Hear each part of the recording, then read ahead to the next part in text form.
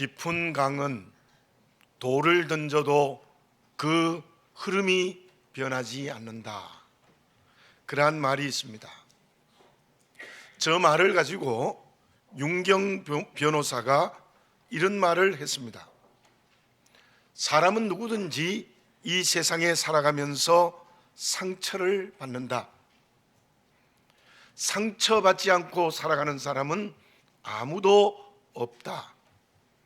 그러나 상처를 받지 않을 수 있는 방법이 있다고 말합니다. 그것은 상처를 받는 것은 나의 선택의 몫이기 때문이라는 대답입니다. 아무리 누가 큰 상처를 주어도 내가 그 상처를 내 것으로 선택하지 않으면 된다는 말을 합니다. 마치 저 말처럼 깊은 강은 돌을 던져도 그 흐름이 변하지 않는다라는 말과 같이 될 수 있다. 그런데 저는 그 말을 들으면서 맞는 것 같기도 하고 실제로는 매우 어렵다는 생각이 들었습니다. 왜냐하면 제가 목사임에도 불구하고 큰 상처 주는 말을 할 때에 내가 그걸 선택하지 않으면 된다. 실제로는 매우 어려운 상황이라고 생각이 되어집니다.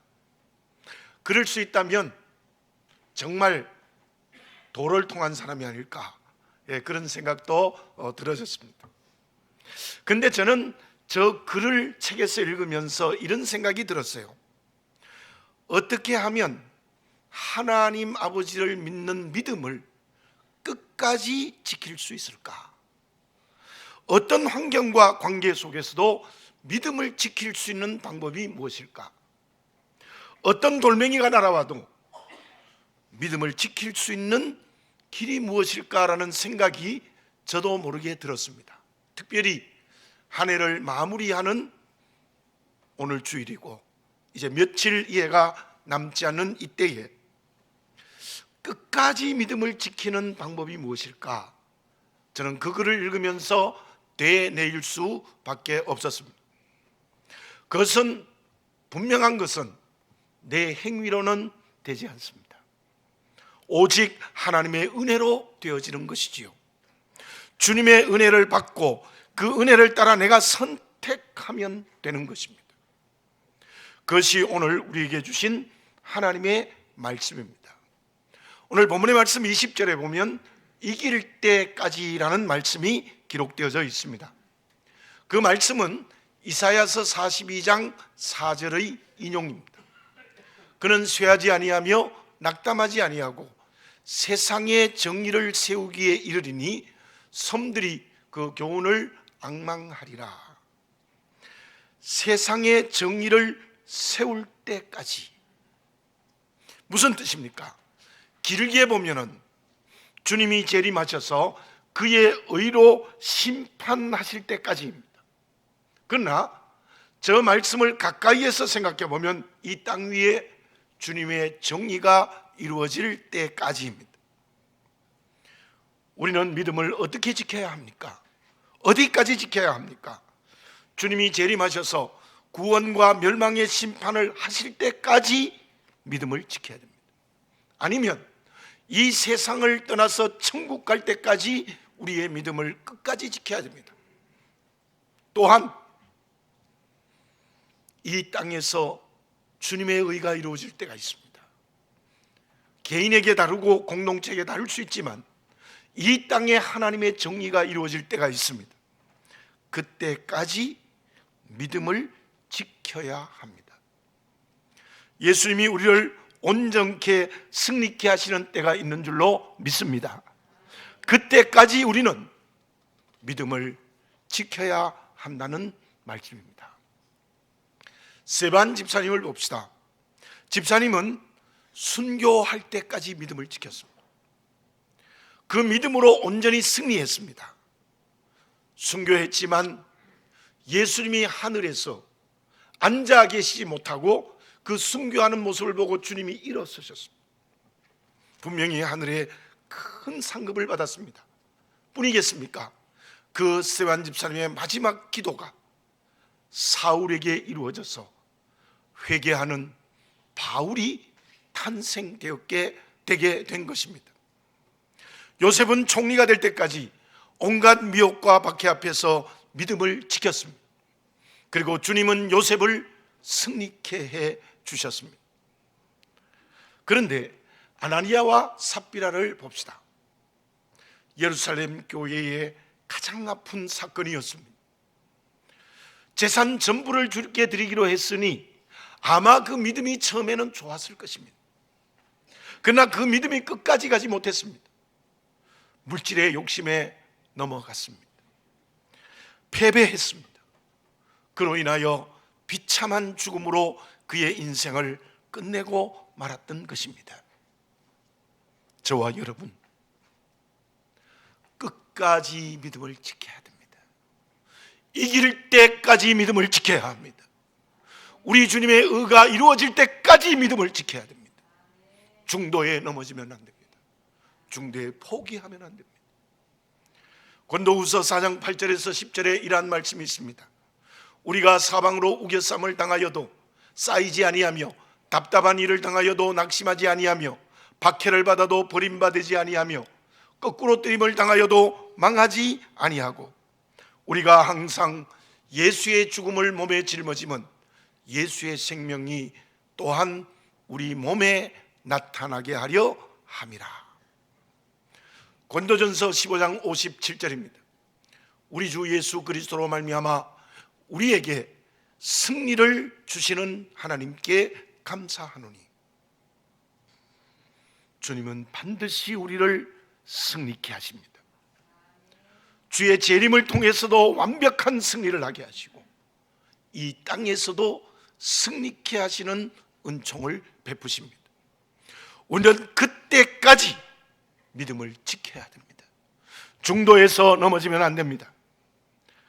그 승리는 끝까지 믿음을 지키는 자에게 주어지는 예수님의 축복입니다. 그러면 그 믿음을 끝까지 지켜 승리하기 위해서 어떤 사람이 되어야 합니까? 1907년 서부 아일랜드에 큰 화재가 일어났습니다. 양모 공장이 완전히 전소되어져 버렸습니다. 다음 날이었습니다.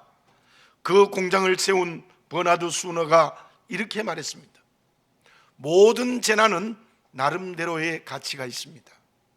우리의 실수까지 불탔으니 새 마음으로 다시 시작합시다. 가장 비참할 때 수너는 새로운 가능성의 문을 열자고 온 직원들에게 부탁했습니다. 여러분들 한번 생각해 봅시다. 우리는 이런 말을 곧장 합니다.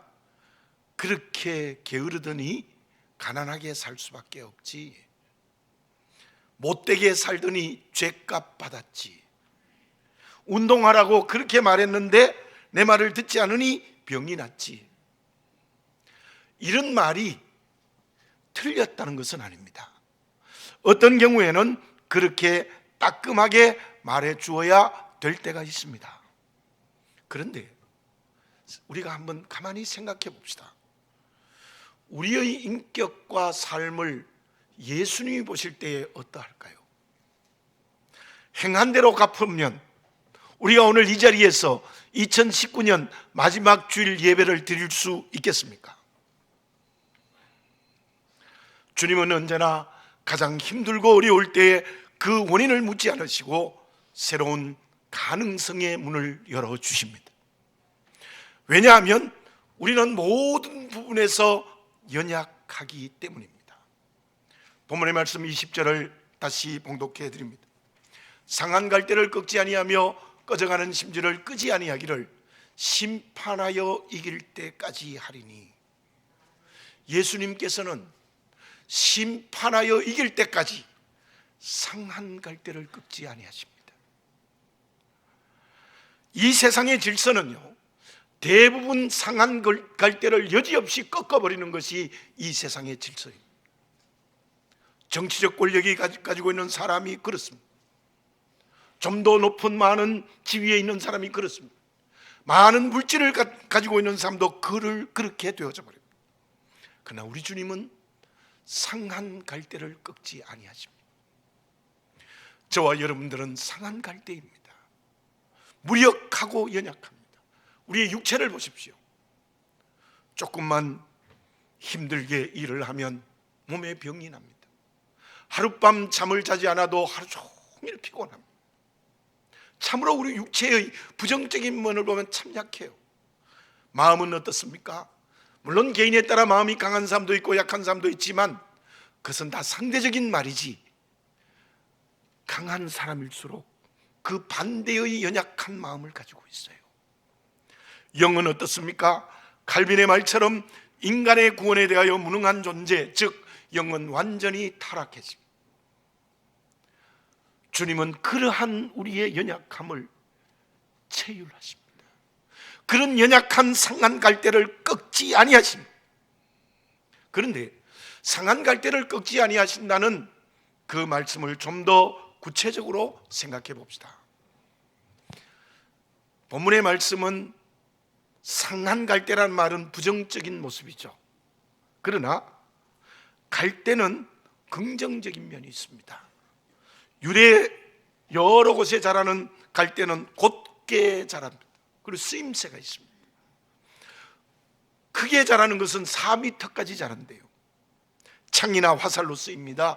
길이를 재는 자로 쓰여지기도 합니다. 상한 갈대는 상한만 해결하면 모든 곳에 쓰임을 받을 수 있는 게 갈대입니다. 예수님께서 상한 갈대는 우리를 꺾지 아니하시면 이런 주님의 쓰임을 받을 수 있다는 거예요. 그렇다면 우리가 본문의 말씀에서 유익 있게 보아야 될 것이 무엇이냐 하면은 상한 갈대를 꺾지 아니하시는 주님의 은혜를 받기 위해서 나는 어떤 사람이 되어야 될까요? 누가 상한 갈대를 꺾지 아니하시는 주님의 은혜를 받아 쓰임받는 그릇이 될 수 있을까요? 파스칼은 이렇게 말합니다. 사람은 날아가는 한 줌의 바람이, 한 방울의 물이 사람을 경멸할 수 있는 연약한 갈대이다. 그 다음 말은 우리가 너무나 잘 아는 말입니다. 그러나 사람은 생각하는 갈대이다. 파스칼은 아주 믿음이 좋은 사람입니다. 그 사람이 우리를 생각하는 갈대라 이렇게 말했습니다. 하나님은 우리를 하나님의 형상으로 만들었습니다. 그것들 중에 생각하는 기능이 우리에게만 있습니다. 동물에게는 없습니다. 어떤 피조물에도 알고 느끼고 선택의 결단을 하는 동물은 없습니다. 인간만이 알고 느끼고 결단하는 생각이 있는 존재입니다. 사랑하는 교우 여러분, 상한 갈대를 꺾지 아니하시는 주님의 손길의 은혜를 받자면 어떻게 해야 될까요? 갈대와 같은 우리 연약함은 하나님의 말씀을 거역합니다. 말씀을 거역하는 죄의 길을 걸어갑니다. 그때 어떻게 해야 될까요? 그때 생각해야 합니다. 무엇을 생각해야 될까요? 한마디로 말씀드리면 통회하는 회개가 필요합니다. 하나님이 왜 우리에게 생각하는 기능을 주셨을까요? 여러 가지가 있지만 중요한 것은 죄로 아는 생각을 할 줄 알아야 돼요. 그걸 죄로 알았으면 그 죄를 통해 자복하는 회개가 있어야 됩니다. 예수님이 공생애를 시작하면서 처음 하신 말씀이 무엇입니까? 마태복음 4장 17절입니다. 이때부터 예수께서 비로소 전파하여 이르시되 회개하라 천국이 가까웠느니라 하시더라. 예수님께서 공생애를 시작할 때 제일 처음 하신 말씀이 회개하라. 한 해가 지나가고 있습니다. 그냥 이 한 해를 보내면 안 됩니다. 죄를 죄로 알고 보는 눈과 귀가 열려야 됩니다. 그러므로 온전히 통해 자복하는 회개의 영이 성령으로 새로워져야 될 줄로 믿습니다. 그때 주님께서 어떤 은혜를 주십니까? 꺾지 아니하십니다. 상한 갈대를 꺾지 아니하십니다. 도리어 상한 모든 것을 치유하시고 모든 죄를 용서하시고 다시 살아 움직이는 그리스도인이 되게 해 주신다는 말씀입니다. 이사야서 57장 15절입니다. 지극히 존귀하며 영원히 거하시며 거룩하다 이름하는 이가 이와 같이 말씀하시되 내가 높고 거룩한 곳에 있으며 또한 통회하고 마음이 겸손한 자와 함께 있나니 이는 겸손한 자의 영을 소생시키며 통회하는 자의 마음을 소생시키려 함이라. 아멘. 그래서 저를 따라서 한번 해볼까요? 통회하는 자의 마음을 소생시키려 함이라. 아멘입니다. 우리가 깊이 회개하고 진정으로 통회하면 우리의 마음과 영을 소생시켜 주신다는 거예요. 우리의 마음과 영을 새롭게 해 주신다는 거예요. 우리 모두 그 은혜를 받읍시다. 그때 우리는 2020년의 영적으로 살아있는 새해를 맞이할 수 있습니다. 죄를 그대로 붙들고 가면 날짜만 새해가 된다고 새해가 되는 게 아닙니다. 똑같습니다. 지난번에 바울의 다메섹 도상의 회개에 대해서 말씀드렸습니다. 그 회개가 어떤 회개입니까? 적당한 회개가 아니죠. 일시적인 변화가 아니죠. 전인격의 변화죠. 죄를 죄로 알아야 합니다. 그 죄를 통해 차복해야 합니다. 그리고 그 죄로 다시 돌아가지 않겠다는 분명한 선택의 결단이 필요합니다. 주님 앞을 돌아섰던 내가 이제 완전히 주님 앞으로 돌아서야 됩니다. 그때 상한 갈대를 꺾지 아니하시는 주님의 손길의 은혜를 받습니다. 영을 소생시켜 마음을 소생시켜서 살아있는 그리스도인이 되게 하시고 주님의 쓰임받는 그릇이 된다는 거예요. 호세아서 6장 1절과 2절입니다. 오라 우리가 여호와께로 돌아가자. 여호와께서 우리를 찢으셨으나 돌아나게 하실 것이요 우리를 치셨으나 싸매어 주실 것입니다. 여호와께서 이틀 후에 우리를 살리시며 셋째 날에 우리를 일으키시리니 우리가 그의 앞에서 살리라. 아멘. 그러면 죄를 회개함으로 우리의 영이 살았다면 어떤 상태가 되며 어떻게 살아야 합니까? 철학자 비트겐슈타인은 이런 말을 했습니다. 철학을 한다는 것은 끊임없는 화구를 달려가는 것과 같다. 그 말의 의미가 무엇입니까? 철학을 한다는 건요, 답이 없다는 거예요. 답이 없다는 거예요.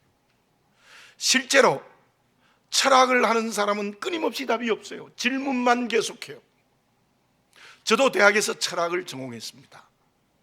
그러나 그 모든 철학에는 답이 없습니다. 철학만 그렇겠습니까?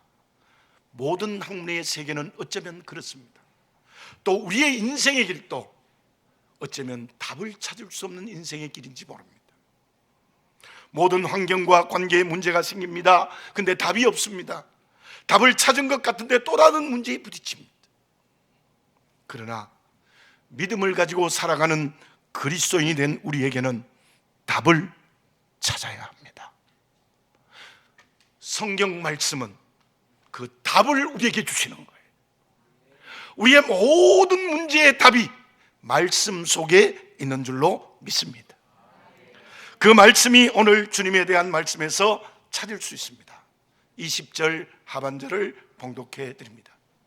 꺼져가는 심지를 끄지 아니하기를 심판하여 이길 때까지 하리니. 상한 갈대를 꺾지 않는 것도 이길 때까지 하고 꺼져가는 심지를 끄지 아니하는 것도 이길 때까지 한다는 거예요. 진정 죄를 온전히 회개하고 영이 소생하면 나에게 어떤 은혜가 주어집니까? 꺼져가는 심지를 끄지 아니하시는 은혜를 받을 수 있습니다. 저 상태가 어떤 상태일까요? 저는 어릴 때 거의 산골에서 살았습니다. 그 시골 산골에서는 군부를 지필 때가 있습니다. 저는 특히 사랑방에서 저희 집에 있는 아저씨가 군부를 지키면 그 옆에 물끄러미 앉아 있었던 경험이 여러 번 있었습니다. 마른 장작은 불이 잘 붙지만 젖은 장작은 불이 잘 붙지 않아요. 소나무 잎이 낙엽이 된 것을 저 세워놓은 젖은 장작 사이에 계속 불을 붙이면 연기가 엄청나게 나요. 눈물과 콧물이 줄줄 흐른 경험이 납니다. 그런데요, 젖은 장작도 불이 붙기 시작하면 저 그림처럼 활활 타오릅니다. 너무나 활활 타라요. 기분이 좋아서 정말 아저씨 옆에 앉아 불타는 저 모습을 본 적이 여러 번 있었습니다. 저 불길이 얼마나 힘이 센가 하면 사랑방에 불을 떼면 온 방이 뜨거워져요. 심한 경우에는 아랫목에 그 장판이 새까맣게 탈 정도로 그렇게 저 화력이 대단해요. 예수님께서 꺼져가는 심지를 끄지 아니하신다는 것은 어떤 상태일까요? 꺼져가는 심지를 끄지 않으니까 겨우 심지가 그저 꺼져가는 것을 겨우 살려놓은 걸까요? 아닙니다. 본문의 말씀의 의미는 심지에 불이 제대로 붙어서 불이 커져서 사방을 환하게 비춘다는 의미가 꺼져가는 심지를 끄지 아니하시는 저 말씀의 의미입니다. 다니엘을 봅시다. 그는 이제 사자굴에 들어가서 죽어야 합니다. 그 인생이 꺼져가고 있습니다. 그럼에도 불구하고 다니엘은 어떻게 합니까? 다니엘서 6장 10절입니다. 다니엘이 이 조서에 왕의 도장이 찍힌 것을 알고도 자기 집에 돌아가서는 윗방에 올라가 예루살렘으로 향한 창문을 열고 전에 하던 대로 하루 3번씩 무릎을 꿇고 기도하며 그의 하나님께 감사하였더라. 다니엘은 우상에게 절하는 죄에서 자유했습니다. 죄에 매이지 않았습니다. 사자굴에 들어가서 죽을 줄 알고도 윗방에 올라가 예루살렘을 향하여 창문을 열어놓고 전에 하던 대로 하루에 3번씩 무릎을 꿇고 기도를 드렸다. 어떤 기도를 드렸을까요? 분명한 것은 조국의 해방을 위해서 기도했습니다. 그 다니엘이 사자굴에 들어가서 죽었습니까? 하나님은 사자의 입을 봉하는 은혜를 허락하여 주셨습니다. 사자의 입을 봉하는 은혜는 꺼져가는 심지를 끄지 아니하시는 은혜입니다. 도리어 다니엘을 모함한 모든 사람들이 사자굴에 들어가서 사자의 밥이 되게 했습니다. 그 후에 다니엘은 어떻게 되어졌습니까? 가장 높은 권력의 자리에 올라갔고 그 권력을 통하여 유대인들을 위해서 일했고 하나님의 영광을 위해서 일했고 깊이 기도할 때에 마지막 때 되어질 때를 다 하나님의 계시를 보는 끝까지 하나님의 쓰임받는 그릇이 될 수 있었습니다. 무슨 말씀입니까? 진정으로 죄에서 자유하고 하나님의 뜻대로 살면 우리 주 예수 그리스도께서 꺼져가는 심지와 같은 우리를 그냥 두시지 않습니다. 은혜를 베푸십니다. 문제의 답을 주십니다. 그리고는 활활 타오르게 해서 온 사방을 비추게 하는 주님의 빛이 되게 해 주실 줄로 믿습니다. 가룟 유다의 죄는 주님을 판 것도 큰 죄지만 더 큰 죄는 그 죄를 회개하지 않은 겁니다. 그 결과가 주님의 심판의 대상이 되고 말았던 것이죠.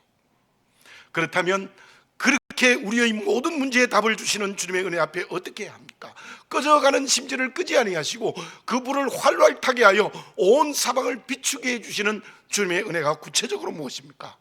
그것이 우리의 사명입니다. 주님의 사명이 나의 사명이 되는 겁니다. 앞에서 말씀드린 것과 같이 꺼져가는 심지는 상한 갈대처럼 약할 수 있습니다. 그러나 주님께서 그 약한 우리를 다시 살려 강하게 하시고 능력 주시어서 사명의 그릇으로 사용하신다는 것입니다. 이사야서 61장 1절에 이러한 말씀이 있습니다. 주 여호와의 영이 내게 내리셨으니 이는 여호와께서 내게 기름을 부으사 가난한 자에게 아름다운 소식을 전하게 하려 하심이라. 나를 보내사 마음이 상한 자를 고치며 포로된 자에게 자유를, 갇힌 자에게 노임을 선포하며. 주님의 사명의 내용입니다. 그러나 저 말씀은 저와 여러분들의 사명이기도 합니다. 나는 죄로 죽었습니다. 그러한 나를 주님이 십자가에서 살리셨습니다. 자녀된 우리에게 끊임없이 문제의 답의 은혜를 주셨고 주시고 주실 것입니다. 결코 꺼져가는 심지를 끄지 아니하시는 은혜를 우리에게 허락하여 주실 것입니다. 그렇다면 나는 내 심지의 불을 환하게 켜주는 주님의 은혜를 체험하여서 온 사방을 비추는 빛이 되어야 합니다. 사명의 걸음을 걸어야 된다는 거예요. 죄에서 자유하여 주의 영이 내게 임재했습니다. 왕같은 제사장으로 기름 부어주셨습니다. 무엇을 해야 합니까? 가난한 자에게 복음을 전해야 합니다. 마음이 상한 자를 고쳐주어야 됩니다. 포로된 자를 자유케 해야 됩니다. 갇힌 자를 놓아주어야 합니다. 그것은 모든 이웃들에게 주님의 복음을 증거하여 그들을 구원해야 된다는 것입니다. 내게 주어진 모든 세상의 가치로 그들을 사랑하며 함께하여 하나님의 형상을 회복하는 인간 회복의 사명의 길을 걸어가야 된다는 것입니다. 온전히 회개하여 영이 소생하면 어떤 은혜를 받고 무엇을 하며 살아가야 됩니까? 모든 환경과 관계에 반드시 주님께서 답을 주십니다. 그 은혜를 받았으면 주님의 사역의 통로가 되는 사명의 길을 걸어가야 합니다. 그 사람이 주님 재림하시면 승리의 멸관을 받게 될 수 있을 줄 믿습니다. 내일 주시는 은혜로 승리할 줄 믿습니다. 심판하여 이길 때까지 믿음을 끝까지 지킬 수 있는 그리스도인이 될 수 있을 줄로 믿습니다. 예수님의 초청에 순종합시다. 마태복음 11장 28절 29절 상반절입니다. 수고하고 무거운 짐진 자들아 다 내게로 오라. 내가 너희를 쉬게 하리라. 나는 마음이 온유하고 겸손하니 나의 멍에를 메고 내게 배우라. 죄짐을 주님께 맡기고 구원의 기쁨을 누려야 합니다. 자녀된 우리에게 모든 문제의 길을 열어주시는 주님의 은혜 앞에 서야 합니다. 그것은 상한 갈대를 꺾지 아니하시고 꺼져가는 심지를 끄지 아니하시는 은혜를 받는 길입니다. 적극적으로는 무엇입니까? 주님의 멍에를 내가 메는 겁니다. 왕같은 제사장이 되어 주님의 은혜가 이 땅에 이루어지는 통로가 되어야 합니다. 그것은 맡겨진 이웃들을 사랑하고 복음을 증거하는 것입니다. 저 베트남에, 저 열방의 땅끝까지 가까운 이웃, 가족, 모든 사람에게, 심지어 옆에 있는 성도들에게까지 주님이 내게 맡기신 사명을 감당해야 되는 것입니다. 그것이 주님이 심판하여 이기는 믿음의 길입니다. 그러면 이기는 그리스도인을 통하여 어떤 결과가 주어집니까? 피아니스트 번스타인은 이런 말을 했습니다. 사람을 감동하는 연주는 강하고 빠른 템포의 곡을 잘 연주해야 되지만 더 중요한 것은 약한 음을 어떻게 연주하느냐에 달렸다. 21절을 다시 한번 봉독해 드립니다. 또한 이방들이 그의 이름을 바라리라 함을 이루려 하심이니라.